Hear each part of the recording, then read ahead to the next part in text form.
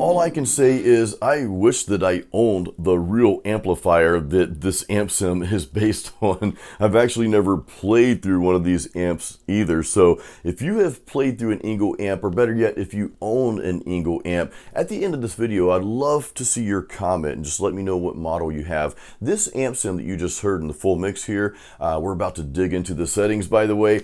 This is the amp sim called the Invader, and it's based on the ENGL Invader amplifier. Now, this is from the Positive Grid Bias FX2 suite of amps and effects. And we're going to dig into more of that in our tone talk at the end of the video, so make sure you hang around for that. Those little chats we have at the end of my videos are always interesting, and they always just bring up some really cool comments. I love your comments, by the way. But I'm going to take you behind the scenes and share my exact settings of what you just heard here. I'm also going to play the tone for you without the full mix, so you'll hear that as well. Now, a quick housekeeping note. This is not a sponsored video. Positive Grid is not paying for this video. However, I just recently became a Sweetwater affiliate, so I do have a link in the description of this video going to the Positive Grid products on Sweetwater's website. So if you decide to purchase through that link, I do get a small commission from that. So I appreciate that. Thank you ahead of time. That helps me, and of course that helps the channel as well. There are two metal rhythm tracks. These are the details and settings for one of those rhythm tracks. And real quick, guys, how I record my metal rhythms or rock rhythms or really any type of rhythms, I usually record two rhythms and I will hard pan each one. Okay, one goes to the left, the other goes to the right. That kind of gives you that really nice stereo effect, and all the little like nuances between the two guitars not matching perfectly, you know, because we live in this world today where everything's got to line up just perfect, and if it doesn't, well, we move it around in the studio, and no, that just kind of sucks the life out of music. So that's just a small little rant there. Anyway, I play two rhythm tracks, hard pan each one. So the first rhythm track that I recorded, well, these are the settings here. My gain is not super high. Actually, you can see there, it's right, not quite at 6 there, okay? My bass, I cut that back just a little bit. This amp, or the amp sim rather, kind of has some heavy bottom into it. My mids, I've got the mids turned up a little bit. They're actually slightly boosted. With this amp sim, it just sounds a little bit better in my opinion. The treble is at about 6, just a slight boost. The presence, about the same thing. The master, I've just got that straight up and down. Now, I do have a noise gate here. Obviously, I think, you know, most high gain amps, even with amp sims, require a noise gate. I also have a little booster pedal in front of it. The little green thing here drives all the way down. Level is not quite all the way up on this, and you see where the tone is there, a little bit, just slightly boosted there, and that just, to me, that sounds good for this amp sim. Now, here's where the magic happens, okay, in my opinion, for Positive Grid in general, is I'm using the Celestion greenback here, and I've got the old school SM57 Shure SM57 sim, and you can see I've got the mic pretty close to the cone. It's right up there, close to the grill there, and it's also close to the cone. For this specific speaker, this cab here, this sim, I find that sounds really good for this amplifier. Now I've got a reverb pedal, not a whole lot going on here, guys, just a little bit of reverb, not too much at all. Actually, it's a little bit more than I thought it was, but it sounds good to me. So sometimes I'll just turn that off on a lot of the rhythms because it just helps tighten things up a little bit, but in this case it just sounds good like that. All right, so we've gone over that one, okay? That's one rhythm, so let's hear what that sounds like just by itself without the full mix.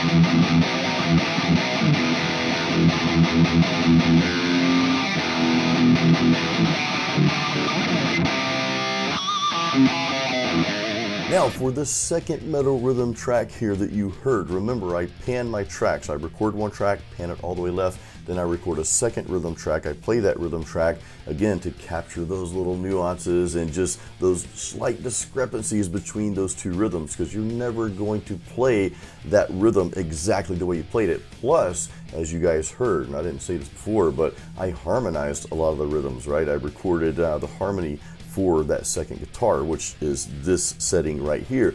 Now, we won't spend a lot of time on this second rhythm track because everything's exactly the same. There's only one thing that I changed, and I'll explain why I changed it. And this is going to really help you, I think, dial in some better mixes, just get some more lively mixes when you're recording two guitar tracks. So the only thing I changed here was the cab sim. So again, Celestian, but instead of the greenback, I chose the Vintage 30. Now I'm using the same mic, got the Shure SM57 sim here.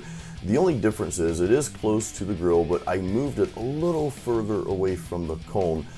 That gives it just a slightly darker tone here. Now you might be saying, Jason, why didn't you just use the same cab? Well, remember we were talking about making the mix more lively. I'm giving you some recording tips here too, by the way. I believe that having a slightly different sound for that second guitar is another thing that adds a lot more life to your overall mix. It just makes it sound cool. Now you don't want a completely different sound. In other words, you probably don't want to use a different amp because that'll kind of throw everything off. But if you do something like using a different cab, or even if you use the same cabinet, but just move the mic over or closer to the cone or whatever, just move it somewhere else to get that slightly different sound for that second guitar track. That's another thing that can really bring your mix to life. So let's hear what this sounds like on its own.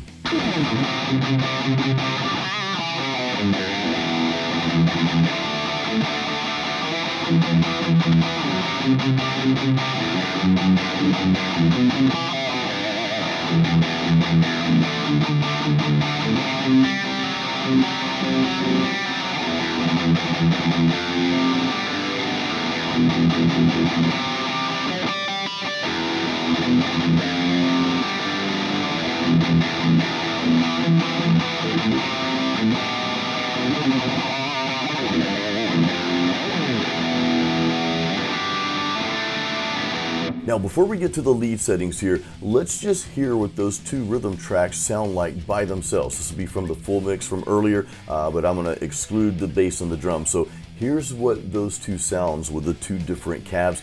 This is what it sounds like together, just the guitars.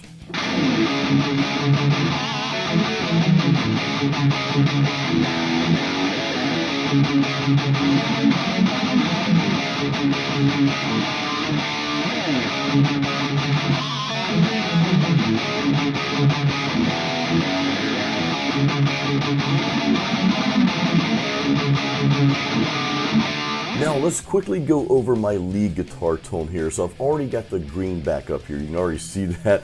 So that's what I'm using for my lead guitar tone, just like Metal Rhythm number 1, the first track.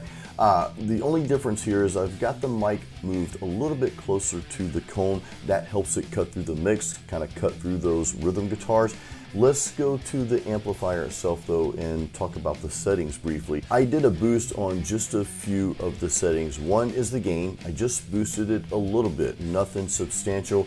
I gave it a little bit more bottom end. Remember, for the rhythms, we kind of cut the bottom end, but I boosted the bottom end on this. I think I boosted the mids just a little. Treble and presence, they stayed the same, and I boosted the master just a little as well. Again, that just helps everything kind of, just rise above those metal rhythms. And that way I don't have to mess too much with the fader, although I increased the volume of the fader for that channel, for that track there as well. Now, for the drive, I left that the same, the booster pedal. We've got the noise gate on here, so none of those settings changed. Go over to the reverb, I left that the same as well. What I did do here though, and I do this practically for every guitar solo track that I'm recording, I did add some delay, so I've just got the Positive Grids digital delay here. I didn't even really mess with these settings. I just kind of drug it in, and what's my time here? My time is at about 540, 550 milliseconds here. Feedback is at like 2.4, level is at around 4, and I've got the tone boosted a little bit too. You can play around with the delay settings. There's no right or wrong way in how to do this. It's just got to sound good to you. That's really all that matters at the end of the day. Speaking of that, let's hear the lead guitar with this setting, with these settings here by itself.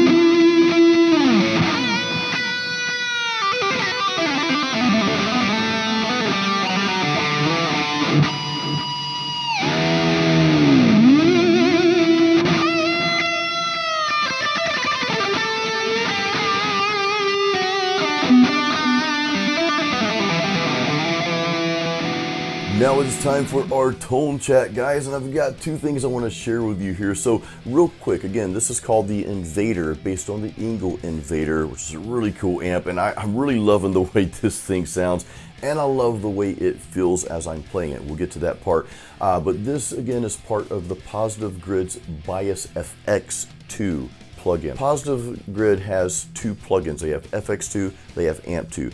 FX2 is a suite of different types of amps, cabs, all that good stuff, but also has all of the effects that you could possibly think of, whereas Bias AMP2 doesn't have all those effects. However, it has a different set of amps, kind of similar to FX, but they allow for deeper editing capabilities. So if you want to nerd out and geek out on getting in there and changing the tubes out on different amps and all that good stuff, Bias Amp is great to have. Now I do have both, and in short, you can pull up FX, and then if you have both plugins installed, FX and AMP, FX2 and AMP2, you should see those Bias AMP2 amps in the FX plugin, so you can pull those into FX. That way you can use Bias AMP2 amps with the FX2 effects. So I hope I didn't confuse you guys. I've actually got a blog post, and I actually have a video on how to connect all that if you guys want to check that out. It's an older video, but I believe it's still relevant. Anyway, I'm surprised to see this amp, this specific one, in FX2 and not in Bias AMP2. I say that because there are two ENGL sims in Bias AMP2. I just have not been able to get good tones out of those amps. When I'm using the Bias AMP2 amplifiers, I gravitate towards their Mesa sim, their triple tread plate, and I also like their JCM sim a lot, their Marshall JCM sim a lot as well. So I typically use those two amps for rock or metal, just depending on what I'm playing. And recently, I just, for whatever reason, I don't know why I never checked this out. I'd never seen this amp before for whatever reason, so I decided to try it out one day. I'm like, okay, this sounds pretty cool. And the more I've played through it, the more I like it, and it actually responds. For some reason, it responds more like my EVH amplifier, or any amp for that matter. With an amp, with a real amp, you've got that cabinet, right? And you can just kind of feel that, and you can hear the response from that. You can feel the response from that. It's kind of weird, but kind of cool. Well, I'm getting a similar, I don't want to say the same, but I'm getting a similar impact from this specific amp here. So I thought that was pretty cool, and that's why I wanted to share this with you guys. The second thing I want to talk to you guys about, and we'll keep this short, the only thing that matters at the end of the day is that you love your tone. It doesn't matter what this person says or what that person's using, or whether someone says what you're using is garbage and you've got to use this over here. none of that matters. And here's really why it doesn't matter, because you really should be focusing on developing your own style, not that guitar player or mine or some band or whatever. Focus on developing your style. As you do that and as you progress as a musician, and many of you are already really on that path, you've developed your own style and now you're further developing your own style. We all do that, right? But when you're focused on that, then what sounds great to you for your specific style of playing will be different than what sounds great to someone else when they play through that same thing. Again, I know a lot of you will probably be dropping comments, well, you got to use this amp sim or try that one or try this one, and I appreciate those comments, but to be honest, I don't have a lot of time to sit here and, mess with plugins all day long.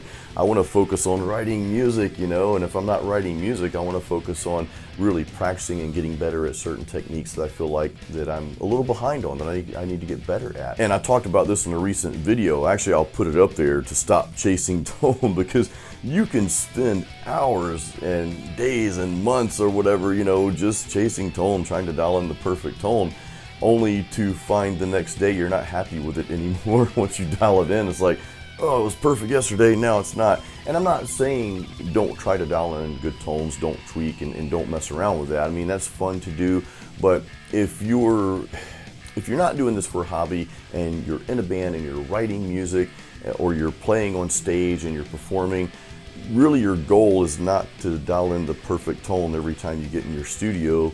It is to practice and get better and to write original and authentic music. And sometimes trying to tweak this and tweak that and just spending time on tone, what can take away from what your real goal is. So on that note, no pun intended, well, the pun's always intended, know what your goals are, okay, and then proceed accordingly, if that makes sense. But anyway, I'm liking this tone. I like the way it sounds. I've been using the triple tread plate, Bias Amp 2's triple tread plate a lot. Actually, a lot of the videos you guys hear out there, if I'm not recording through my EVH for them, I'm using that Bias Amp 2 triple tread plate. That's kind of been my go-to, but I've recently came across this amp, so you'll probably be hearing this a lot more in videos. It just, I don't know, it just sounds better to me for some reason. It feels better as I'm playing it. I get a similar, again, not the same, but a similar feel to playing through my EVH amp. And I know it's not modeled after EVH, but just the feel of playing through a tube amp and that response you get. Now, I will say one last thing about Positive Grid, and this is probably what's kept me playing with them for so long and not, not downloading every single or buying every amp sim known to man, but I like the Celestion cabinets. If it didn't come with that, I may not like it as much. And I think you have to get the Elite package for that. But ever since they partnered with Celestion to create those Celestion amp sim, or cab sims rather, speaker sims, I have just loved the tones out of this plugin. Now, you could probably take those same cabs and pair them with another amp sim. You might get the same or similar response. I don't know. But anyway, so I think that was the game changer in all this. I did like a Celestion shootout a while back too. That was a couple years ago I did that. That's out there as well if you guys want to check it out. It's pretty cool. But yeah, that's what kind of took Positive Grid, in my opinion, to that next level, is those Celestion speakers. They sound pretty awesome. But guys, let me know your thoughts in the comments. And again, if you would like to check out Positive Grid's plugins or Bias Amp 2, FX2, or if you need to upgrade from where you're at, I do have a link in the description of this video. Again, this is not sponsored by Positive Grid, but I am an affiliate for Sweetwater, so that link will take you to Sweetwater's website. If you decide to purchase anything from that link, then I do get a small commission, and I appreciate that. That really helps me and helps the channel as well. So guys, again, leave me your comments, and thank you so much for watching this video. Please give this a thumbs up and make sure you're subscribed, all that good stuff. And until next time, as always, keep it metal.